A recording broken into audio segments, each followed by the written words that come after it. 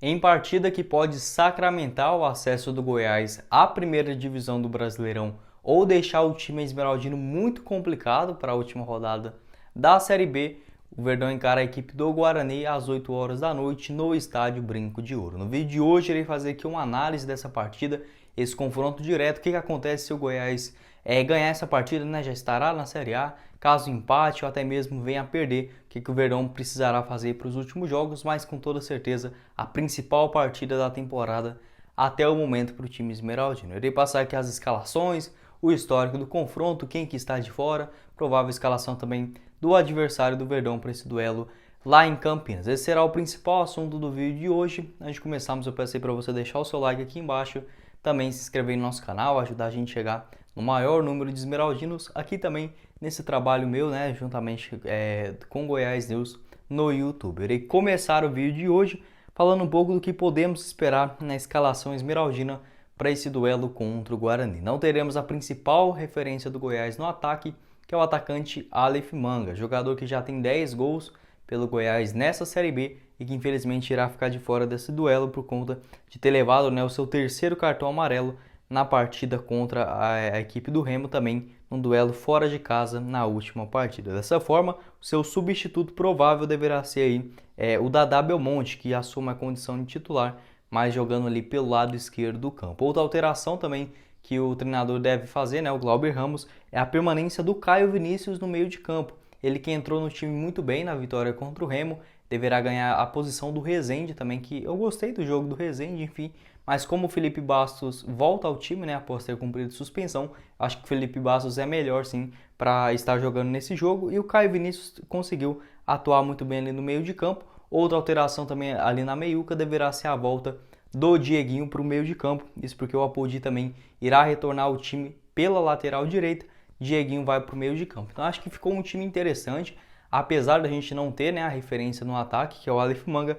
o restante do time é muito bem montado, está assim muito bem escalado com o Glauber Ramos. Iniciando a escalação, né, com o goleiro Tadeu, lateral direito o Apodi, os dois zagueiros o Reinaldo e também o David Duarte. Na lateral esquerda tem ainda a dúvida, né, ou o Arthur ou o Hugo. Eu prefiro assim 1000 vezes mais o Hugo, que nem é lá essas coisas, mas o Arthur não me passa muita confiança. Realmente eu tenho muito medo ali pelo lado esquerdo do campo quando está o Arthur como titular. No meio de campo, né, mais 4 meias, sendo 2 volantes iniciais, Felipe Bastos e também o Caio Vinícius. Na frente o Dieguinho e o Elvis, camisa 10. No ataque o Nicolas, camisa 9 e também o Dadá Belmonte pelo lado do campo. Tinha essa dúvida também de qual seria o camisa 9 do Verdão, ou o Nicolas ou o Bruno Mezenga. Eu iria de Bruno Mezenga porque o Bruno Mezenga foi o artilheiro do Paulistão, conhece muito bem os times lá do futebol paulista e vem jogando melhor também nos últimos jogos. Mas pode ser uma boa opção, quem sabe, também para o segundo tempo. O Nicolas vai entrar para esse jogo e também, né, pressionado para voltar a balançar as redes. Pelo lado do Dadá Belmonte, acho que é um jogador que já merecia essa chance como titular. Agora o Luan Dias machucando também, e assim como o Aleph Manga ficando suspenso para essa partida, o Dadá Belmonte volta a ser titular do Verdão. O último jogo dele como titular, se eu não me engano, foi contra o Sampaio Corrêa, lá ainda, né, na primeira rodada do segundo turno. Depois disso, naquele jogo, inclusive, ele deu assistência para o gol do Apodi, depois marcou gols aí também nos últimos jogos, né? Ponte Preta, o Náutico, enfim, deu assistência também em vários desses duelos. Acho que é um jogador que já estava aí fazendo por merecer essa vaga de titular. Os jogadores pendurados do Goiás para esse duelo, 3 titulares, Dieguinho, Elvis e o Dadá Belmonte, caso receba aí o terceiro amarelo, não enfrenta o Brusque na última rodada. Outros jogadores também que estão pendurados e não podem levar cartão, né? O Bruno Mezenga, o Wellington, o Rezende e também o Iago Mendonça, que fica aí no banco de reservas. Essa é a provável escalação do Verdão.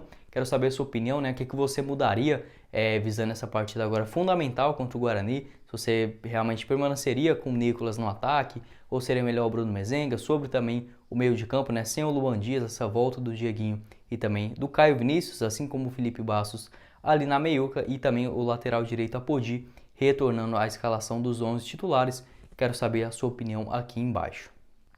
Pelo lado do Guarani, o técnico Daniel Paulista deverá repetir a mesma escalação que os últimos confrontos aí do Guarani, né? Também dentro e fora de casa. Vitórias contra o Brasil de Pelotas, lá no Rio Grande do Sul, e contra o Avaí, jogando dentro do estádio Brinco de Ouro por 4-0. A única dúvida que o treinador realmente tem para esse duelo a respeito do Bruno Sávio, ele que sentiu aí alguns desconfortos durante os treinamentos, é o artilheiro do time na temporada também, com 11 gols, assim como o Aleph Manga, né? Os dois times podem perder os seus artilheiros para esse duelo.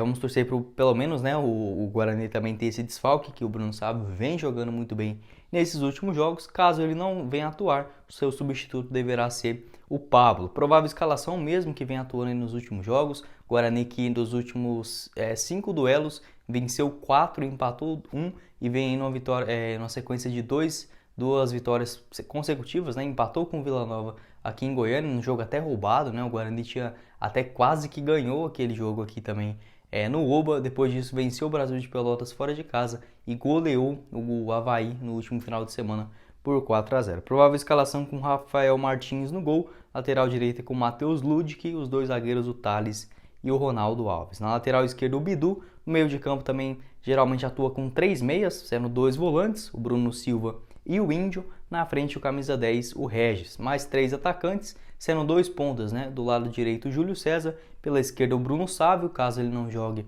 seu substituto deve ser o Pablo, e na frente o Lucão do Break, aquele mesmo, né? Ex-Goiás. É um time interessante, obviamente, o Goiás tem sim jogadores melhores. Se eu for olhar o elenco assim principal, eu acho que sim, o Goiás tem um favor a mais. Entretanto, é casa cheia, né? O Guarani deve ter mais ou menos uns 20 mil torcedores. Do Goiás também foi disponibilizado quase que 2 mil ingressos para esse duelo, então muitas caravanas, né, indo lá para Campinas também vai ajudar bastante o Verdão nesse jogo fora de casa. O Goiás tem que ficar principalmente atento aí com o ataque do Guarani, que é muito boa. O Regis, né, camisa 10, aquele mesmo ex-Corinthians, Sport, Bahia, Cruzeiro. Na frente o Lucão do Break, também aquele ex-Goiás, né, camisa 9 ali nato dentro da área. Bruno Sávio também é um jogador muito perigoso, o artilheiro do time. A zaga do Guarani eu não acho assim tão boa não. O Thales e o Ronaldo Alves são zagueiros interessantes para a Série B, mas eu acho que o Dadá Belmonte ali pelo lado do campo pode sim tentar conseguir tirar uma brecha disso. Os dois laterais também bem ágeis, tanto o Matheus Ludic, né, e o Bidu, mas eu acho que o Goiás tem sim condições de ganhar esse jogo. É muito importante uma vitória agora, já para não depender de mais nenhum resultado para a última rodada.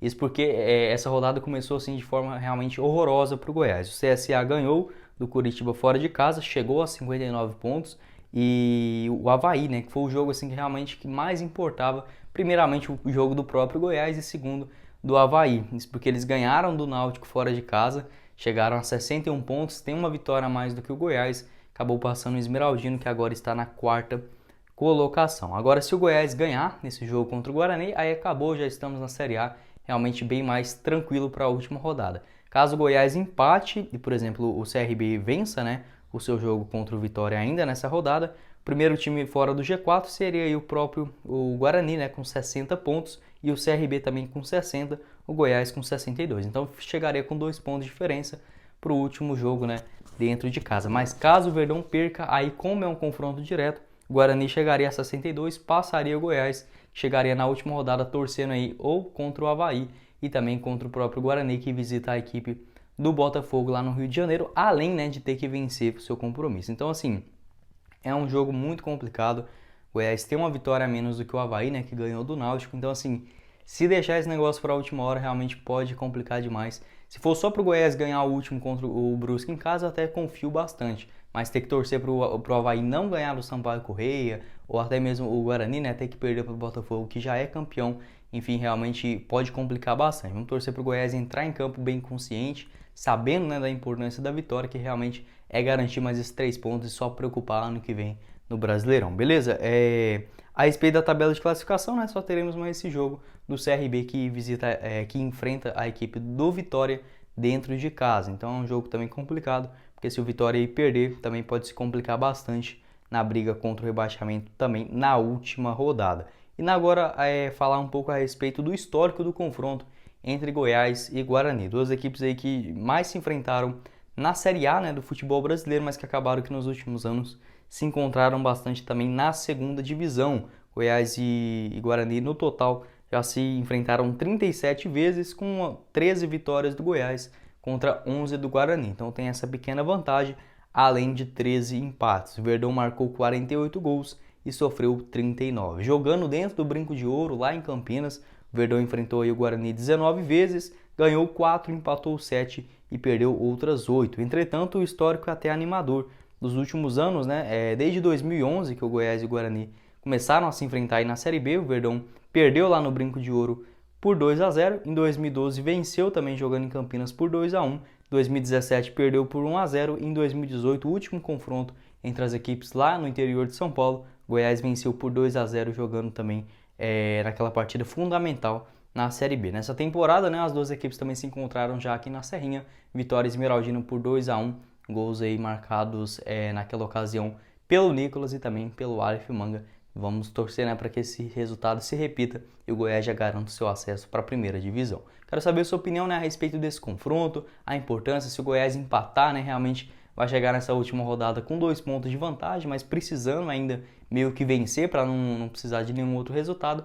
Mas o ideal, né, é fazer esses 3 pontos logo, abrir 4 para o próprio CRB, ou sei lá, né, caso eles não vençam, o próprio Guarani, e aí sim já dormir tranquilo ali dentro do G4 da competição e só preocupar pro ano que vem, beleza? Bom, esse foi o vídeo, eu espero que vocês tenham gostado.